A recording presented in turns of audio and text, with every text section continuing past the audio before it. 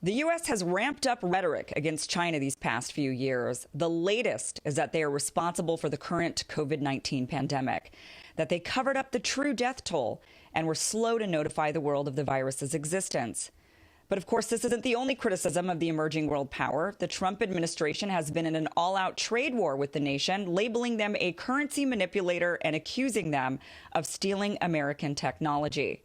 These escalating tensions are causing some to fear a possible Cold War or even a military war with China, which would be disastrous, but some think possibly necessary in order to maintain the U.S.'s world power status. Here to present the other side of the debate is William Jones. Bill is the Washington bureau chief for the Executive Intelligence Review.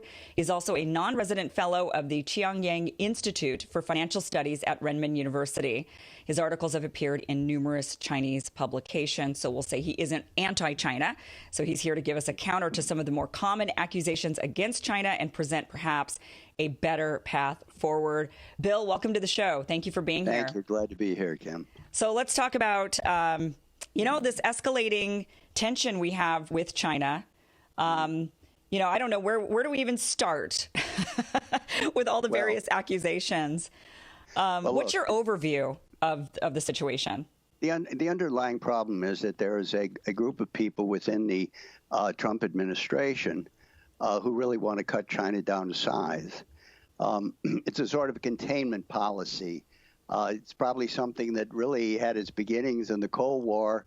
People were not really happy about what happened in 1949. Chiang Kai-shek lost, and people grieved about that. And I think this is a continuation of that. China has developed, largely developed on its own terms. It came into the world economy, as everybody knows, in the year 2000 by joining the WTO. But there was a lot of sacrifice in changing their system, and it wasn't a happy time for them. But they agreed to come in as a low-wage producer to the world market. But they had a program. They were going to leapfrog as much as they could to higher levels of technology, which is a sensible policy.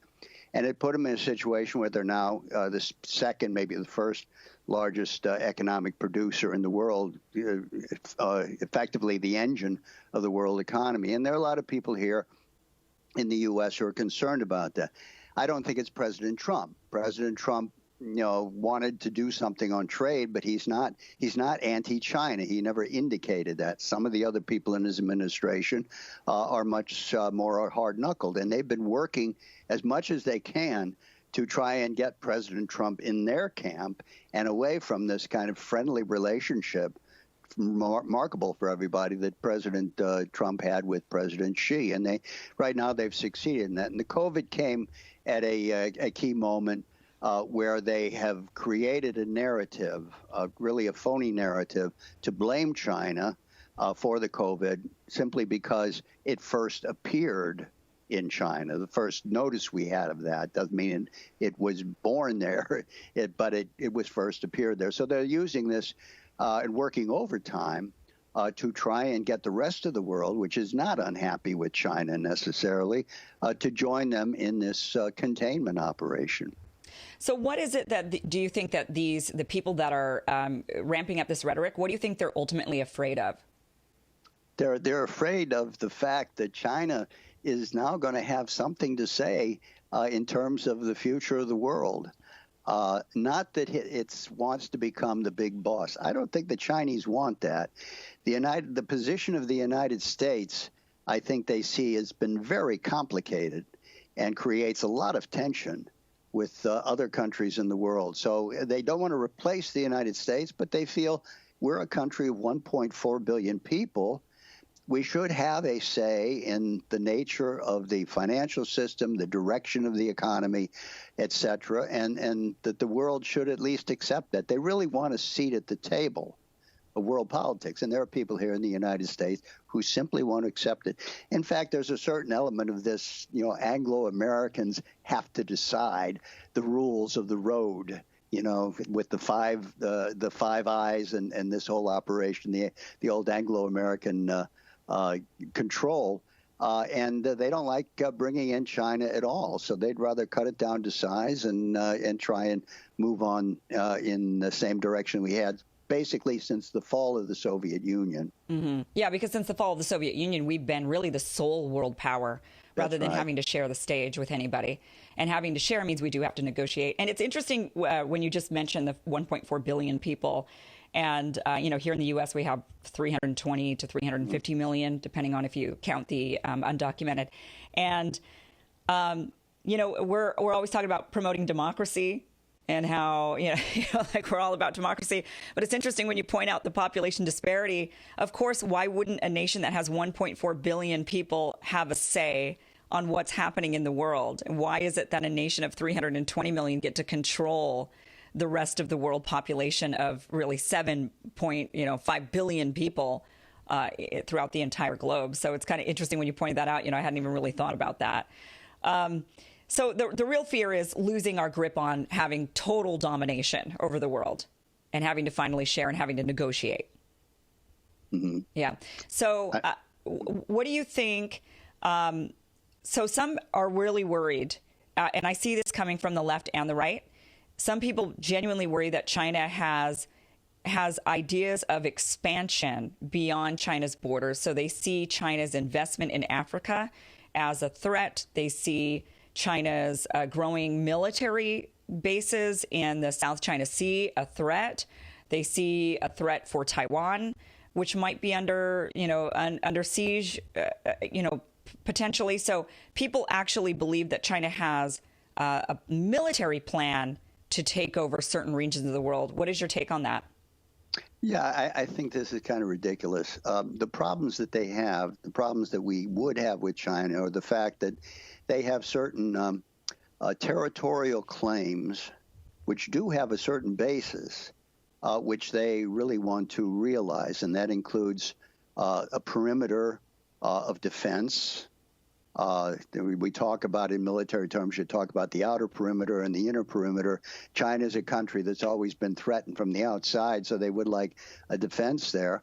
But also the issue of Taiwan is really an unresolved issue that stems from the Civil War, where both sides, we're in agreement that we have, we have one China, but we are the China and not them. And, so this is changing now, and it's problematic. And the Chinese have said they don't want to resolve it militarily, and I think they really they really mean that.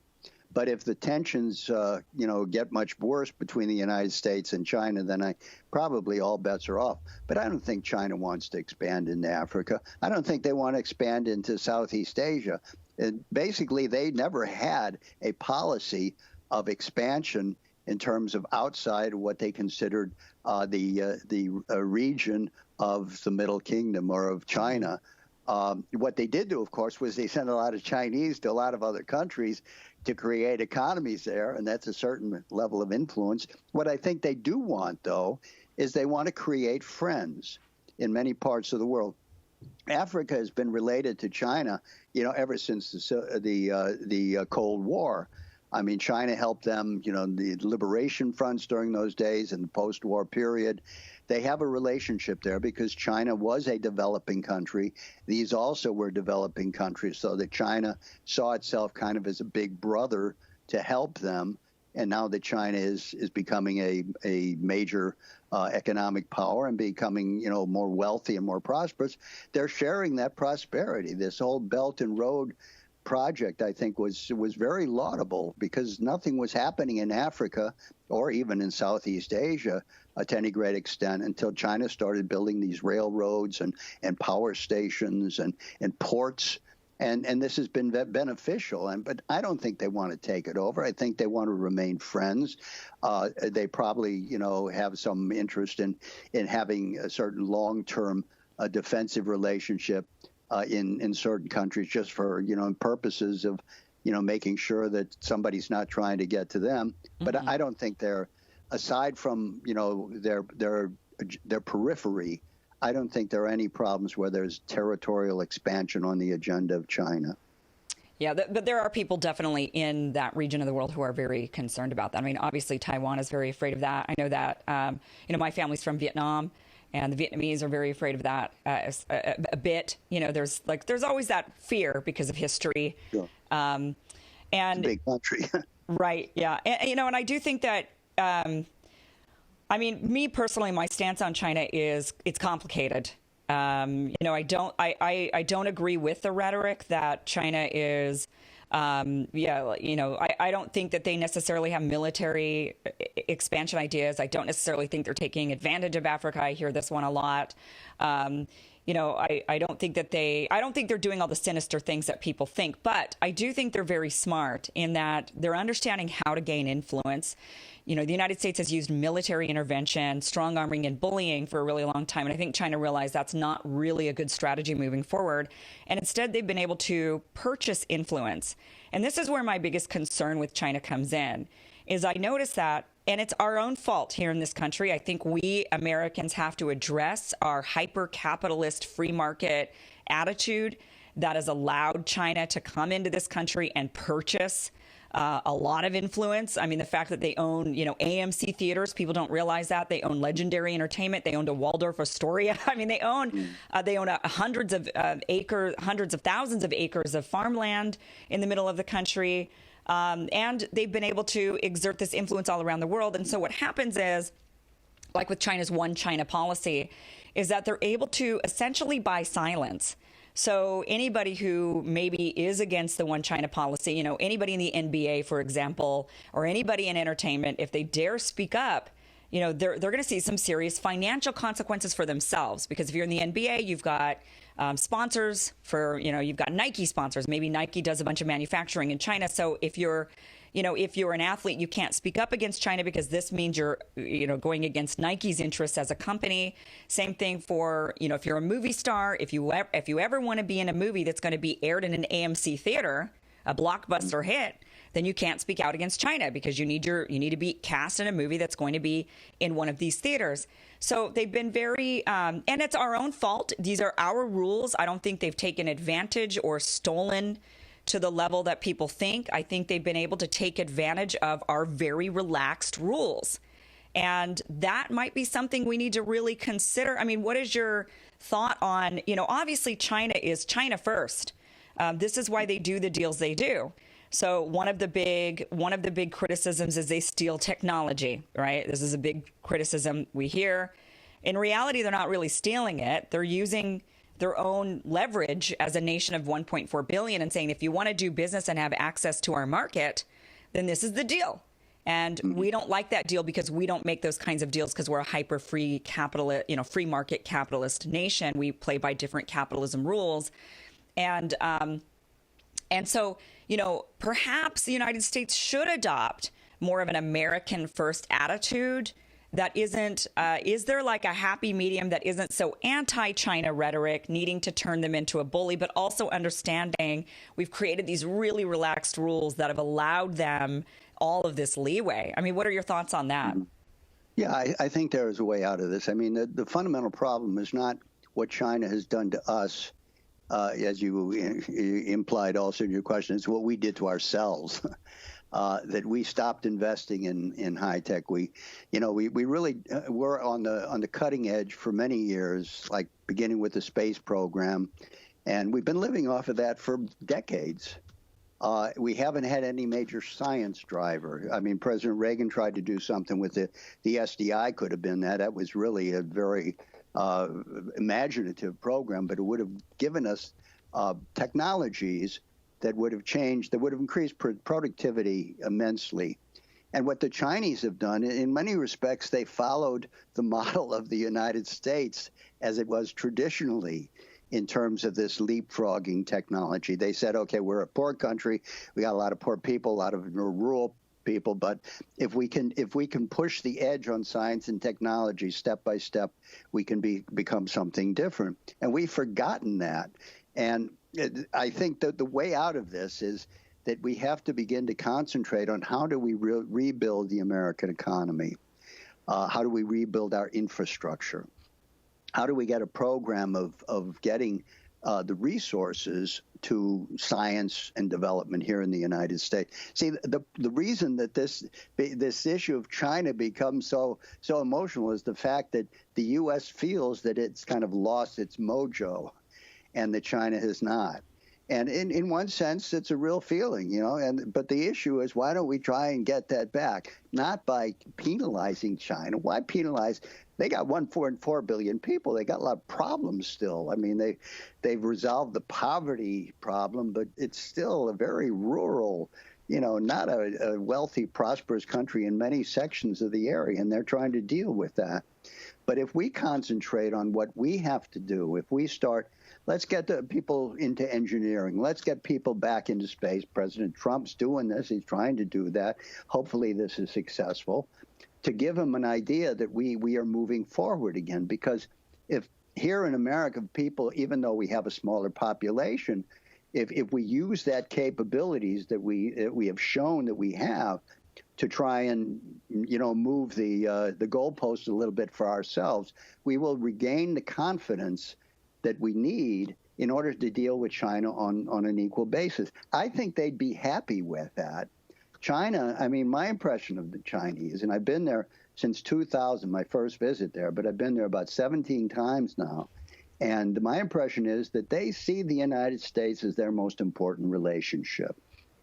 And although, Secretary Pompeo is out attacking them every day, and they're responding, but they're still very patient because they feel that ultimately the United States will listen to reason, and they will be able to find a way of working together with us. They still look to us, for many, many things. I mean, look, if you watch the space launch of the Falcon, this was covered very widely on Chinese TV. They got very excited about these things, right? Mm-hmm. Even though it's America, because they feel this is where mankind is going to go.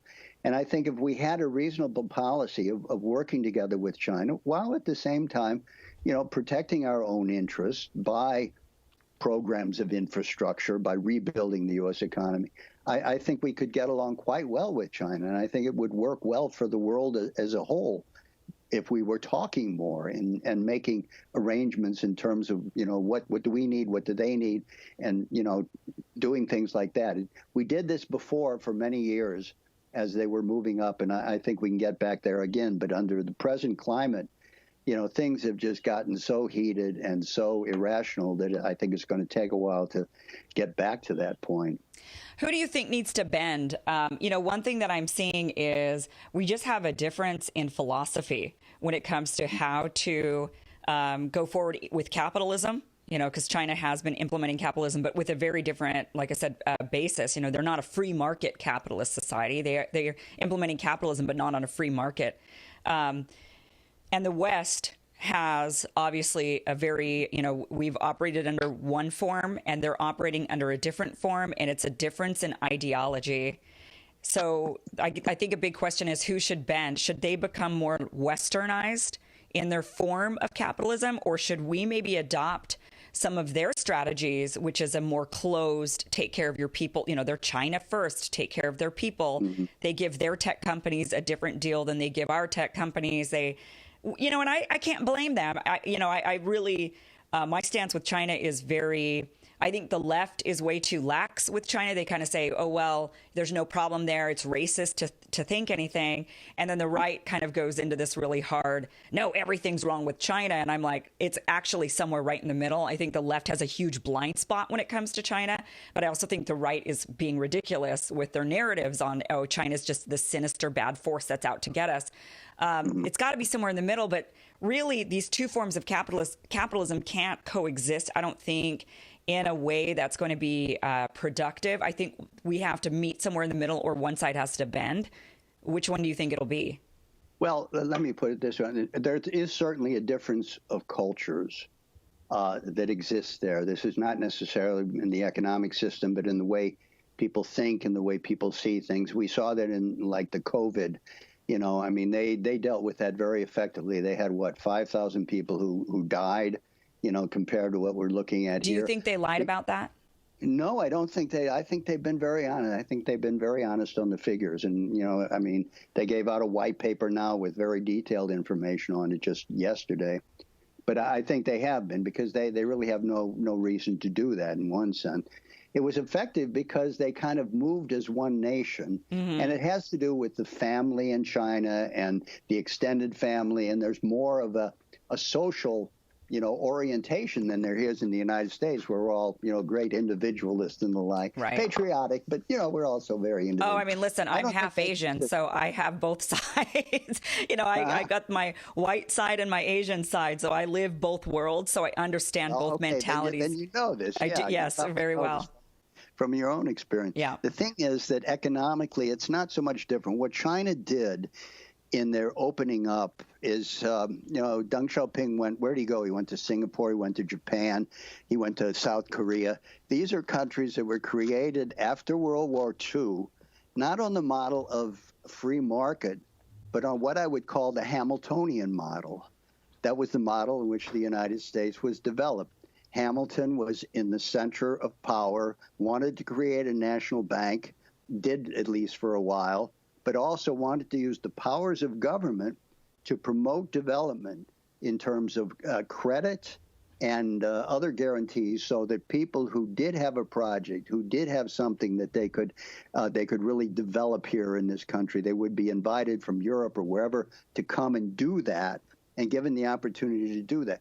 We've lost that system. I mean, the last time we had it, Kennedy and the space program, NASA played that kind of a role in terms of getting us to space, but we've lost a lot of that. But the other countries have not. Japan and South Korea, I would call them kind of dirigistic systems. They're capital, they're free movement of capital. You can own private property. You can invest and do all that. China's moving in that direction, but they're not going into that British free trade alone operation. They're making sure, which we never did either. I mean, we also have, the government is responsible for the general welfare. It's not the market that does that. It's the government that has to do it. So when you have something like COVID coming on, it's not the market that's going to decide that and resolve it. It has to be the government. But so that there's a certain similarities there that we have to realize. Of course, the problem that we have with China is that it is a one-party system. There are many parties there. It's not only the Communist Party of China, but there are many other parties, and they do have a say in what goes on. But because of the historical situation, the Communist Party is kind of the cement that holds the country together, similar as, the old empire. The emperor used to do it once upon a time. And that's part of kind of this Asian tradition. How that's going to change is hard to say. I don't think it can be forced on them. But I think with time, if we and China work together, you would see things happening. They won't become a Jeffersonian democracy, and we won't become, a communist system, but somehow we'll be able to develop our own systems in collaboration with each other in this kind of global network, where I think both parties would be benefited. But we have to think of what I always call the common aims of mankind. What is it that the world has to do in which we and China can work together in order to create the kind of relationships where we can become maybe, I think, even maybe partners, even though the difference of systems. We've got to orient towards that. COVID would be a perfect example, but now it's being used as a hammer on the Chinese, that they've got to pay us for, the mistakes that were made here. Right. To put it bluntly. Yeah, I mean, it's definitely a difference in mentality. I mean, obviously with Asian mentality is to operate as one, to look at the greater of the whole rather than of the individual, to, you work together as a unit, as it's on the family level. It's, you do what's best for your entire family and you take care of your family members. And, there is much less emphasis on what do you want to do? I mean, the joke in our Asian families is, we get like two choices for what we want to be when we grow up. It's engineer or engineer. Take your pick.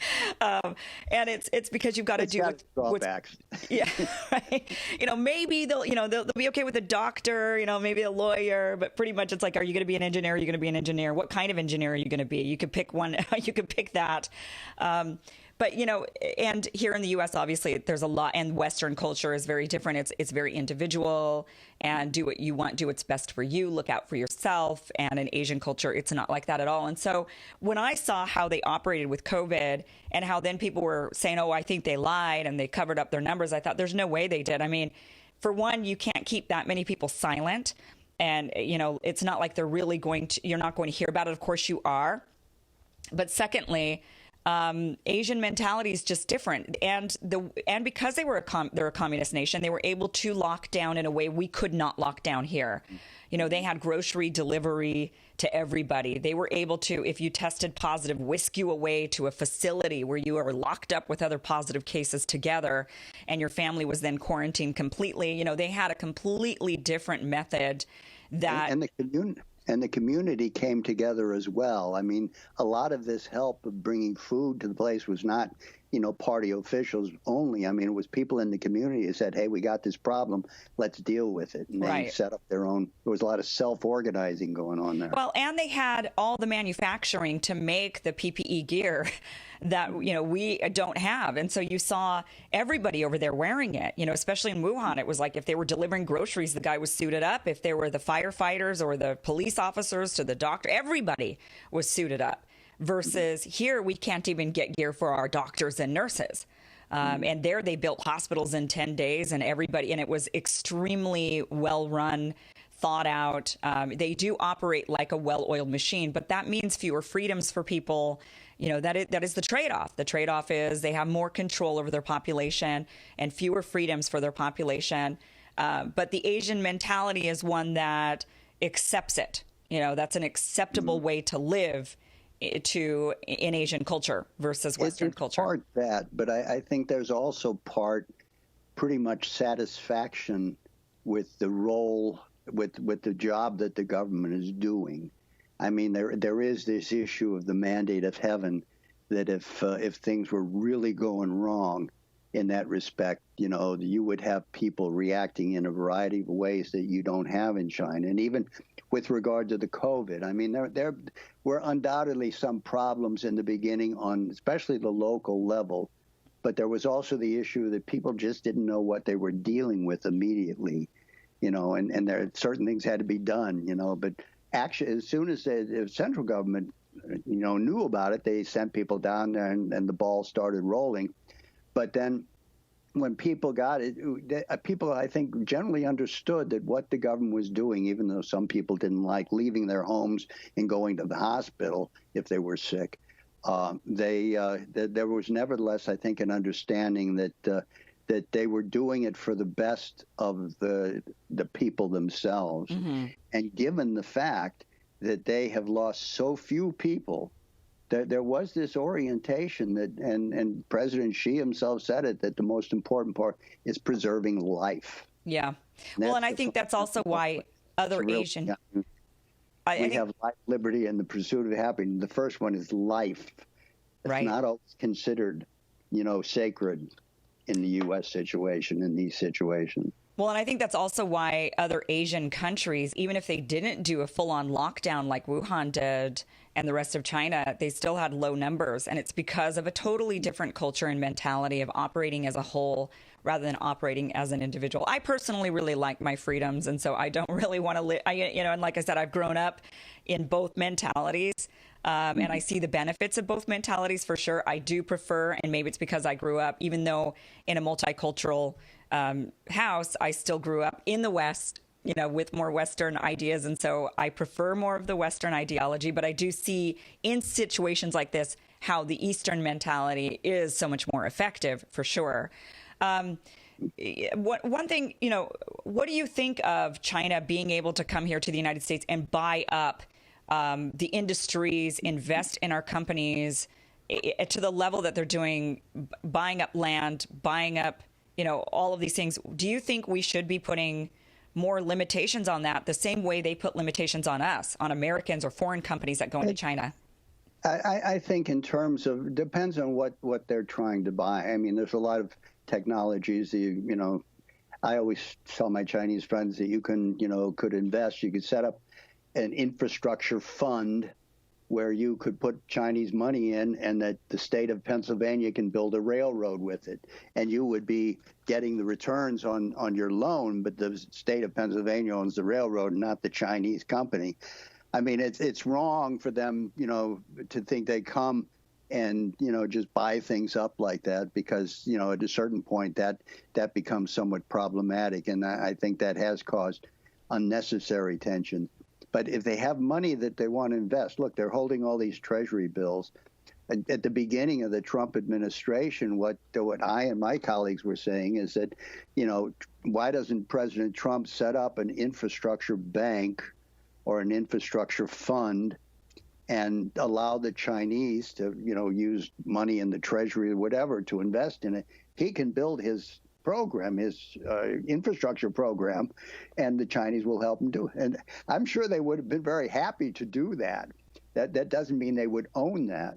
It would simply mean that they had the freedom of investing, in things here that they don't necessarily own, but what they get a certain return on. Yeah, and that kind of touches on a completely different topic that we don't have time to get into, but the dollar being used as the world currency and so many foreign nations owning dollars, the dollars have to eventually come back home and be spent here. And then we've got this problem of dollars flooding into the economy from all these foreign countries or having, it's like this kind of, that's one of the downsides of being such, using the US dollar as the world's trading currency since, all of these years. But, yeah, that's the issue is we've got a different mentality when it comes to allow ownership of land, property, companies in this country that other countries, especially in the East, don't have that same viewpoint. Like I said, the free market capitalism is not really a thing over there. It's not so free market. Do what you want. Highest bidder gets to buy it, whoever they are, it doesn't matter. But, so going forward, you just think that there is a way, and from what I'm hearing from you, you think that the plan really for the United States is to become more competitive. Well, I think absolutely that's the only solution out of this. I mean, you can run a trade war against China, and you can try and organize all these other countries against China to not buy Huawei and not do other things that would be harmful to China. I don't think that's going to win a lot of friends because the Chinese in their policy, in their trade policy and building this Belt and Road and, bringing a lot of goods from Asia to Europe and from Europe back to Asia has created a lot of goodwill. And the U.S. coming in and trying to be what looks like a bully, I think is going to hurt the United States a lot. And I think economically is going to hurt us, too, because if we go back to kind of a trade war stance, it's all nice to say we're going to build our own supply lines, but it takes years to do that. Mm-hmm. And if you're going to cut off China and make an enemy of China on this, it's going to cost us a lot. I think the way out, I mean, that the real problem is that the U.S. economy has really been going to hell in a handbasket for most people in the United States. And I think a lot of the riots that we see, a lot of it has to do with COVID, but I think it also has to do with the fact that people are looking at their own lives and saying, it looks as if it's going to be worse for our children than it is for us. And that's not what Americans want it to be. And if you can deal with that, if you could try and create clear forward motion within the economy by taking the measures necessary to retool, to get science and technology back. I saw that the president of MIT had a very interesting letter in The Hill where he's also concerned about, attacks on Chinese students. He thinks a lot of his students are really, super, and he doesn't like the stigmatizing of the Chinese. And he says, well, why don't we just use this legislation in the Congress called it's a Science Act to get $10 billion into the really high-tech fields and move forward on that and forget this, bashing China. Let them do what they want to do and, give them all your support for it, but do what we have to do in order to be in the game. And it's not by beating China, it's by looking at inside at ourselves and saying, what measures, what must we take now to really build up our economy? The space program is one example of that. I'm very happy about it, very optimistic that if we start to go back into space, looking at the moon and the Mars.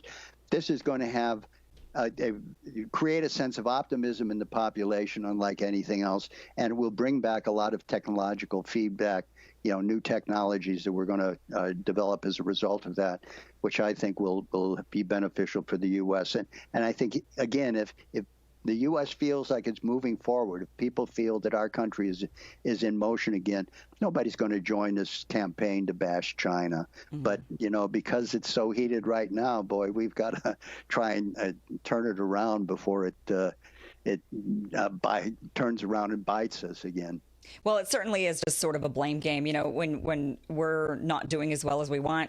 And so, of course, it's just easier rather than to look inside and to say, what did we do wrong? Where were our missteps? Instead, we say, oh, no, it was somebody else. Somebody else came and they ruined it for us. We were doing fine until they came along.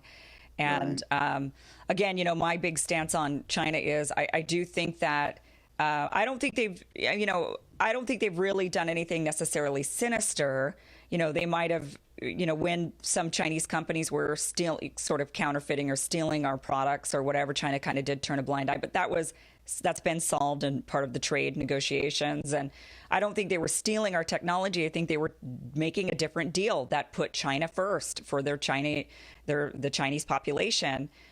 Which, how can you fault anybody for being, of course they should be China first, just like maybe we should take a bit more of an America first stance, on things. And somewhere in the middle, it's not so much just, oh, no, China's not doing anything wrong, but it's also not, China's the big bad bully. It's somewhere in the middle, but I do think most of the blame is on us as America. Well, and if I think they're doing something very right in terms of, I don't know if they stole technology, and maybe this happens in international exchanges, but they have 1.4 billion people, and they're very smart, and they're very dedicated.